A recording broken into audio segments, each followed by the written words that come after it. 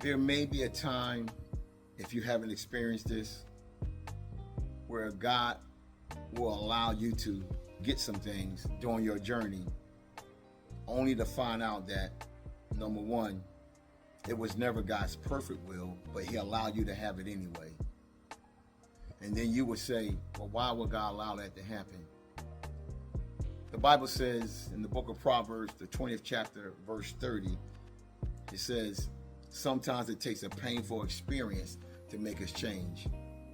So when that happens, basically God is saying, I allow certain things to happen to get your attention because I'm trying to get you into my perfect will. And when you get in God's perfect will, you'll begin to pay attention to what you shouldn't have or what you should walk away from. That's where Jeremiah 29:11 kicks in. He said, I know the plans I have for you. And if you're like me, through my journey, I had the privilege, if I can say it that way, to get some things that I know I never needed to get. That was the permissive will of God. But by His grace, He released me from the permissive lifestyle into the perfect lifestyle or the mindset.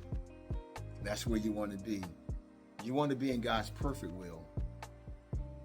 That's where Jeremiah 29:11 literally overshadow you, if I can say it that way.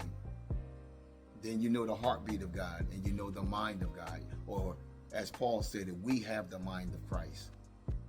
That's where you want to be.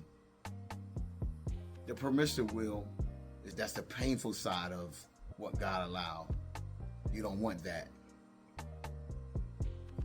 Pay attention to the permissive will versus God's perfect will, and watch how your life shifts.